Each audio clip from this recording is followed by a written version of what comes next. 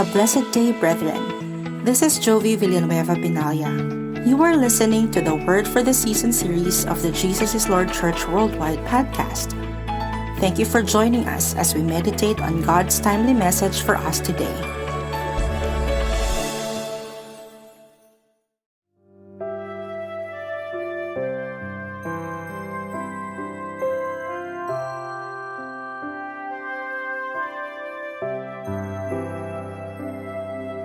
Praise the Lord, purihin po ang Panginoon. Magandang araw po sa lahat ng masugid na taga-subaybay ng programang ito, Word for the Season ng Jesus Lord Church Worldwide.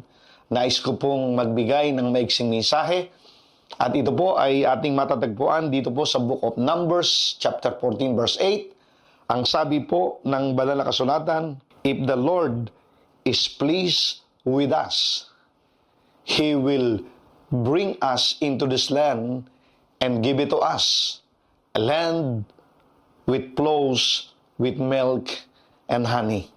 Nais ko pong magbigay ng isang mensahe at ito po'y pinamagandang kong good news. Alam po natin sa kasaysayan, sa buhay ng mga Israelitas, sa Book of Numbers chapter 13, ang Diyos ay nagbigay ng tagubilin sa kanyang lingkod na si Moses na magsugo ng 12 espiya sa land of Canaan na nais niyang ipagkaloob sa kanya. At pagkalipas po ng 40 araw, ang 12 spies ay nagsibalikan at sila ay nagbigay ng kanilang pag-ulat kay Moses, kay Aaron, and to the children of Israel. At sinabi nila, ang lupang aming pinuntahan ay napakaganda para sa atin. Napakasagana, sariwa ang mga bukirin at ito ay akmang-akma para sa atin. Subalit, ang mga tao roon ay malalakas kaysa sa atin. Nakita namin doon ang mga tao malahigante. At ang tingin namin sa aming mga sarili, kami ay mga tipaklong lamang. Kayang-kaya nila kaming tirisin. Kung kaya't dahil sa ganitong pag-uulat, nagkaroon ng pag-iyak ang mga tao. Buong magdamag silang umiiyak at nagrereklamo kay Moses at sinabi nila, Moses, mabuti pang hindi mo na kami inalis sa Ehipto. Mabuti pang hindi mo na kami inalis sa lugar na yon, kaysa dinala kami ng Diyos sa lugar na ito, na kaming lahat ay mamamatay, at ang aming mga asawa at anak ay magiging bihag. Pumili tayo ng tao upang pangunahan tayo, upang tayo ay muling makabalik sa Egypt. Ito po ang naganap na pangyayari. 12 espiya, 2 lang po ang nakapasok sa Promised Land, si Joshua at si Caleb, at ang 10 ay hindi na nakapasok dahil sa kanilang pagbibigay ng maling pag-uulat. Ano pong leksyon ang ating matututunan sa pangyayaring ito? Lalo na po ngayon sa ating panahon na tayo po ay dumadanas din ng malahiganting problema. Hindi lang sa Pilipinas, kundi sa iba't ibang bahagi ng mundo. What must we do in such a time as this? Ang una po ay matatagpuan sa Book of Numbers chapter 13, verse 32. Ang sabi po, and they gave the children of Israel a bad report of the land which they spied out. At sila po ay nagbigay ng maling pag-uulat sa bayan ng Israel na kanilang tiniktikan. Ang una pong gusto kong puntuhin, ano ang dapat nating gawin sa ganitong panahon? Do not be moved by negative news. Yung pong pinuntahan ng 12 spies ay isang napakagandang lupain. Masagana tamang-tama para sa kanila. But they were terrified when they saw the giant in the land. Sila po'y nangatakot. Nung makita nila ang mga higante, nakita nila ang mga tao roon, mas malalakas kaysa sa kanila. At ang sino mang magtangkang pumunta roon para ito'y sakupin, alam nilang tiyak na kamatayan ang kaparusahan. At kung titingnan nila ang kanilang sarili, wala silang kapanapanalo. Kung kaya't pagbalik nila kila Moses, they gave a bad report to the children of Israel. Nakalimutan nila ang Diyos na nag-alis sa kanila sa Ehipto, gumawa ng kamangha-manghang himala.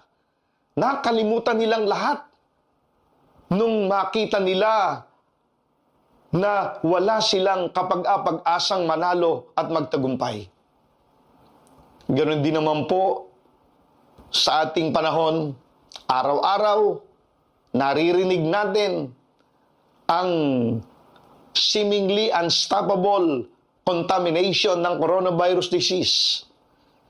Ilan ang namatay, ilan ang nakontaminate, ilan ang nawala ng trabaho, ilan ang negosyong napasara, ilan ang taong nagugutom na hindi kumakain.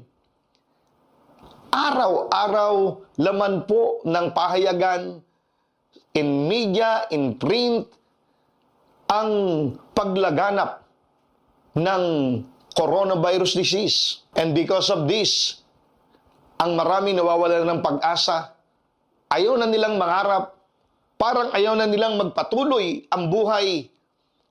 Nakalimutan ng maraming mga tao that there is God. Ang Diyos po nakasakasama natin sa matagal na panahon. Kailanman hindi tayo iniwan, hindi tayo pinabayaan. Kaya po sinabi ng Psalms 103, verse 1 to 3, Bless the Lord, all my soul, and forget not of His benefits, who forgive our iniquities, who heals our disease. Ang sabi ni David, purihin ka o Diyos o aking kaluluwa at huwag kalilimutan ang kanyang benepisyo. Huwag nating kalilimutan ang kanyang katapatan, ang kanyang mga pangako, ang kanyang pagsama sa atin. Huwag na huwag nating kalilimutan. Kaya huwag po tayong mamove ng mga negative news sa ating kapaligiran. At ang karamihan, fake news na nagdudulot ng kawalan ng pag-asa sa buhay ng napakaraming mga tao. Tandaan po natin ang sinabi ng Hebrews chapter 12 verse 2, Let us always look unto Jesus, who is the author and finisher and perfecter of our faith. Ang pangalawa po na gusto kong puntuhin, what must we do in such a time as this? Believe the good news. Tayo po ay maniwala, sumampalataya sa mabuting balita. Ano po ang sabi ng Numbers chapter 14 verse 8? Ang sabi ni Joshua at ni Caleb, nung makita nila na nag-ulat ang 10 spies na kasama nila at diniscourage ang mga tao na wag na magpatuloy na sakupin ang land of Canaan. Nagrereklamo ang mga tao at gusto na nilang bumalik na lang sila sa Egypt. Humihingi sila kay Moses ng bagong tagapanguna na magbabalik sa kanila sa Ehipto. At sinabi nila kay Moses, mabuti pang hindi mo na kami inalis sa Egypt. Mabuti pang doon na kami namatay. Doon na kami nilibing sa ilang. Kaysa sa lugar na ito na pinagdalan sa amin ng Diyos. Kaming lahat ay mamamatay. Ang aming mga asawa at anak ay magiging bihag. Kung kaya't nung ito'y marinig ni Joshua at ni Caleb, they tore their clothes and they talked to the people, to the children of Israel, at sinabi nila, kasama nila kami nung kami pumunta sa lugar na yon. Nakita namin, ito ay napakaganda, napakasagana. Nakita rin namin ang mga higanting taong naroroon. Pero huwag dapat tayong matakot. Huwag tayong mangamba. Sapagkat alam natin, sasamahan tayo ng Diyos. Ang Diyos na kasama natin sa matagal na panahon, kailanman hindi tayo ipinahiya. Kung kaya't sinabi ni Joshua at ni Caleb sa Numbers chapter 14 verse 8, kung ang Diyos ay nalulugod sa atin, kung ang Diyos ay natutuwa sa atin, dadalhin niya tayo sa lupang ito at ito'y ibibigay niya sa atin, ang lupang punong-puno ng kasaganaan. At nakita po natin sa banal na kasulatan, si Joshua at si Caleb at ang kanilang pamilya at ang matatapat na mga anak ng Diyos, sila lang ang nakapasok sa lupang pangako. Tandaan po natin, the only source of good news, matatagpuan lang natin sa banal na aklat ng ating Panginoong Yesus, ang banal na kasulatan. Sabi nila, if the Lord is pleased with us, kung gusto nating malugod ang Diyos sa atin, gusto nating matuwa ang Diyos sa atin, sabi ng Hebrews 11:6, without faith, it is impossible to please God. And faith comes and hearing as well as reading by the Word of God. Romans chapter 10 verse 17. Ito lang ang tanging paraan para ang Diyos ay lubos na malugod sa atin.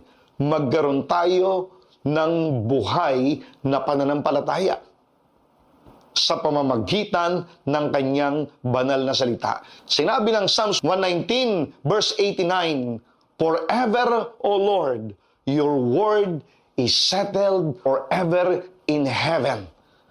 Ang iyong salita ay nakatala diyan sa kalangitan magpakailan-kailanman.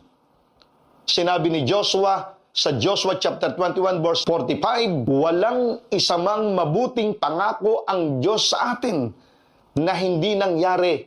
Lahat ng ito ay naganap. Sinabi ng Jeremiah chapter 1 verse 12, binabantayan ko ang aking salita para ito'y magkaroon ng kaganapan.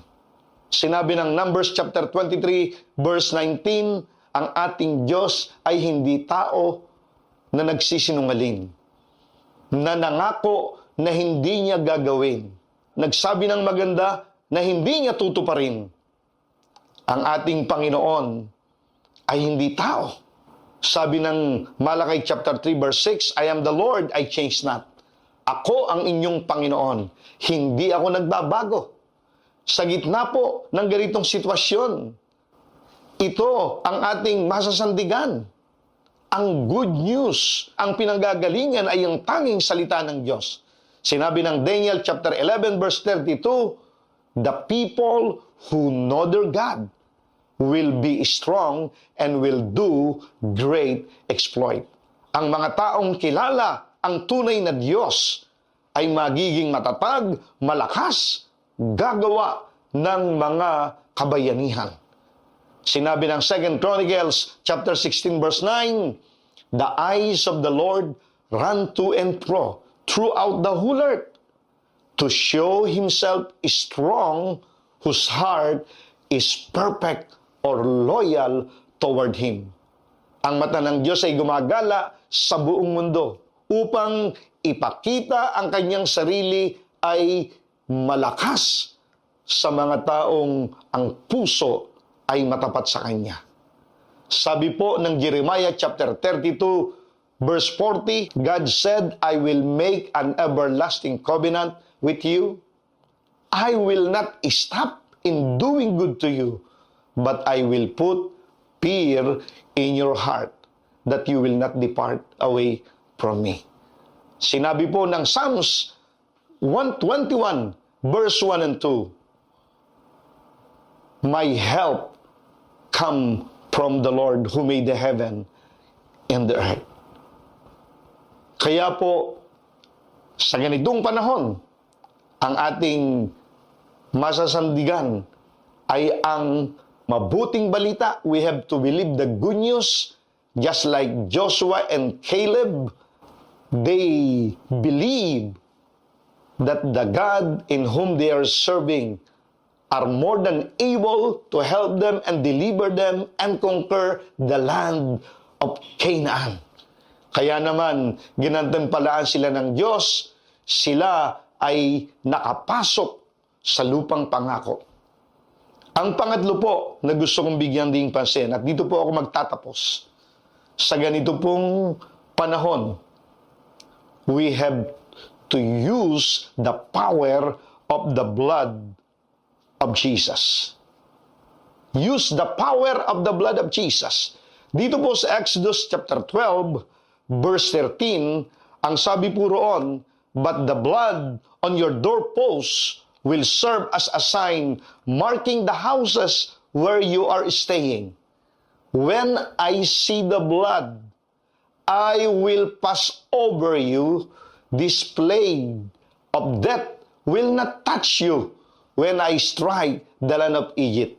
Ang sabi ng Diyos kay Moses, ang dugo na ilalagay mo dun sa doorpost, ang magiging palatandaan na nandidiyan kayo sapagkat sa gabi ay darating ang angel of death.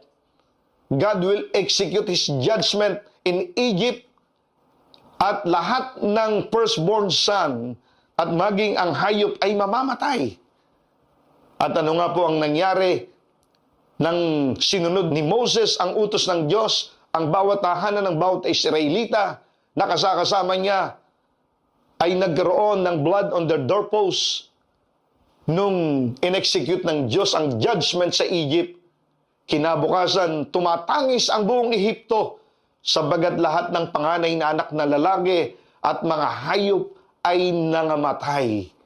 Sa buong Egypt, tanging ang mga anak lang ng Diyos na may bahid ng blood of the Lamb sa kanilang mga pintuan ang iniligtas ng Panginoon.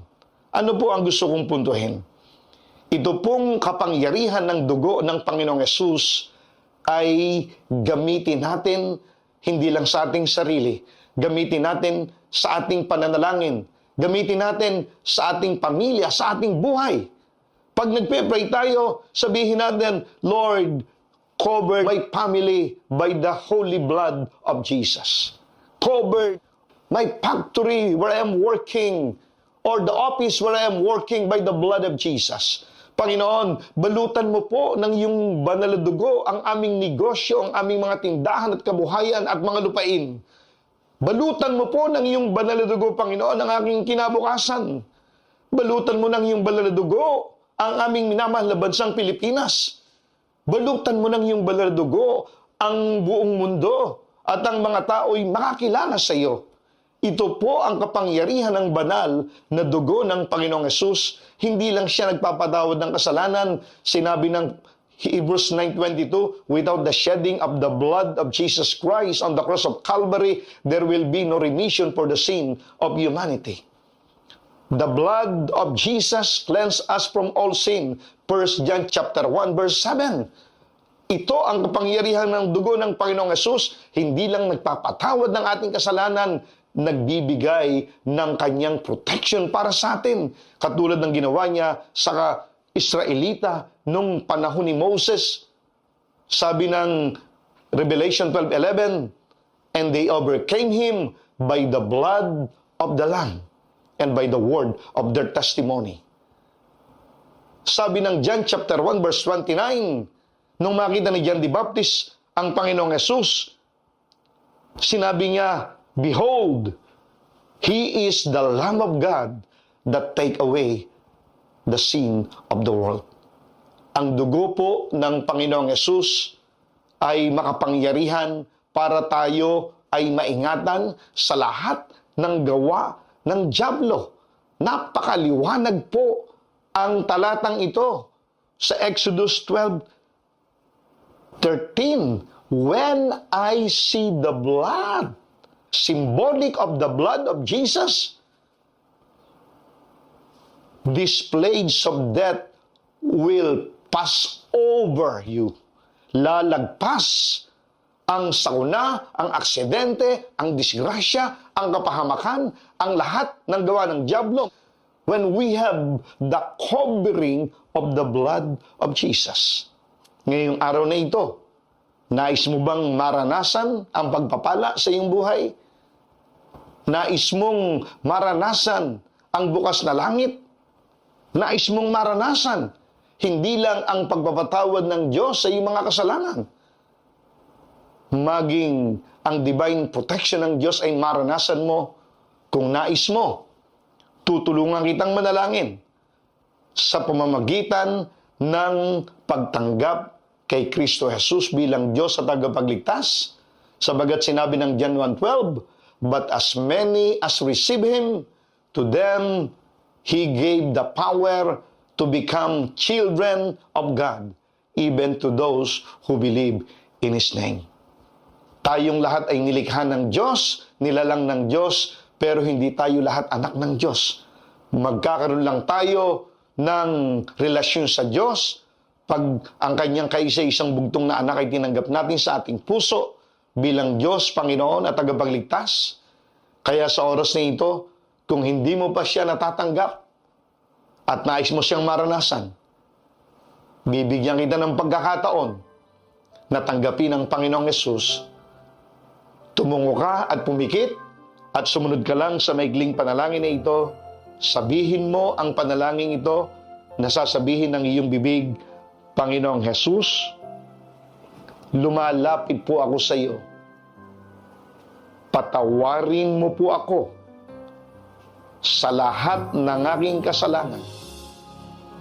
Hugasan mo po ako ng iyong banal na dugo. Pumasok ka sa aking puso. Tinatanggap kitang tunay bilang aking Panginoon at sariling tagapagligtas. Maraming salamat po sa pangalan ng Jesus. Ako na lang pong mananalangin, patuloy po tayong tumunga at pumikit. Saan man tayong naroroon, God is not limited by distance, space, or even time. Dakila naming Amang sumasalangit, narito po ang iyong mga anak sa iba-ibang lugar ng mundo. Panginoon, kilalang-kilala mo po sila, alam na alam mo ang kanilang mga pangangailangan, at sa oras na ito'y hinihiling ko po, O Diyos, ang iyong makapangyarihang kamay na dumaloy simula sa kanilang ulunan hanggang sa kanilang talampakan. Itinataas ko po, Panginoon, ang iyong mga anak na sa gitna ng pagkalat ng mga negative news and fake news. Lord, ilayo mo po sila sa anumang uri ng panlilinglang ng kaaway. Seal by the blood of Jesus their faith in you. At huwag mong hayaang makapasok sa kanilang puso ang spirit of hopelessness and negativity. Panginoon, strengthen them physically, mentally, emotionally, spiritually by the power of your Holy Spirit. At Panginoon, tulungan mo kaming maniwala, sumampalataya sa mabuting balita na galing sa iyong salita. Lord, uhawin mo kami ng iyong salita. Magpakahayag ka sa amin, Panginoon. At higit sa lahat, kami pong lahat ay lukuban mo ng iyong banal na dugo. Ang aming mga pamilya, ang aming kabuhayan, ang aming negosyo, trabaho, balutan mo ng iyong banal na dugo, Panginoon. Lalong-lalo na po sa panahong ito ang pagkalat ng coronavirus disease. Lord, sino man sa amin ang may sakit, Lord, itinataas po namin ang iyong kapangyarihan. Kung kayo po ay may sakit, ipatong po nyo ang inyong kamay sa bahagi ng katawang may sakit at ako'y mananalangin ng may pananampalataya. And believe me, God is a healing God. God is a miracle-working God. Ama naming sumasalangit, idantay mo po ngayon sa iyong mga anak ang nangangailangan ng himala ng kagalingan. Lord, simula sa kanilang ulunan hanggang sa kanilang talampakan, padaluyin mo ang surging resurrection power of Jesus. Lord, kinakansila namin ang anumang sakit at karamdaman, maging ang coronavirus disease or every manner of sickness and disease over their body. We rebuke you. We command you to get out in the name of Jesus. And in the name of Jesus Christ of Nazareth, Lord, we are releasing the spirit of healing. We release the touch of God. In the name of Jesus, Lord, alisin mo po ang anumang uri ng masamang pakiramdam o sakit at karamdaman sa iyong mga latay. Idinideklara namin sila'y pinagaling mo na. 1 Peter chapter 2 verse 24. Lord, anumang problema ang kanilang kinakaharap, may problema sa pamilya, sa asawa, sa anak, sa kabuhayan, sa negosyo, may personal na problema, merong napakabigat na pasanin o bagyo ng buhay na pinagdadaanan, Panginoon, idantay mo po ang iyong makapangyarihang kamay. Lord, sagutin mo ang kanyang mga panalangin. Magpakita ka ng himala sa kanya, Panginoon, na ikaw ang Diyos na sumasagot at kumakatagpo ng aming mga pangangailangan. Ikaw ang nagsabi, ang sino mang lumalapit sa iyo ay hindi mo itataboy. Lord God, kami po'y nananangan sa iyong pangako, ang iyong salita ay hindi babalik ng walang kabuluhan. Lord, sinabi mo, Psalms 50 verse 15, tumawag kami sa iyo sa oras ng aming pangangailangan. Kami ay diringgin mo at ikaw ay aming papupurihan. Sa oras na ito, Panginoon, buksan mo ang buong kalangitan at ibuhos mo po ang himala, ang pagpapala, ang tagumpay, ang kasaganaan, ang kagalingan, ang kasagutan sa panalangin, ay ibuhos mong lahat at makita nila na ang Diyos nga pala naming pinaglilingkuran ay buhay na buhay, hindi nagbabago kahapon, ngayon at magpakailan pa man. Marami pong salamat. Lukuban mo ng iyong dugo ang mga pagpapalang ito at maging malapit ka sa lahat ng iyong mga anak more than ever before by the power of your Holy Spirit, at ikaw ay patuloy na maluwalhati sa kanilang mga buhay. Marami pong salamat. Pinupuri ka namin, sinasamba, winawalhati, at tanggapin mo po ang lahat ng papuri, lahat ng pasasalamat, natatangi lamang sa matamis at makapangyarihang pangalan ni Jesus. Tayo po'y magsabi ng Amen and Amen and Amen. Maraming salamat po. Pagpalain po kayo ng Diyos. Hanggang sa muli.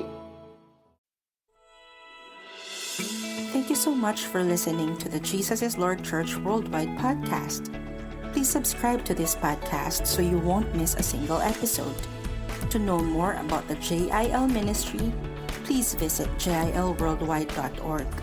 Until next time, God greatly bless you.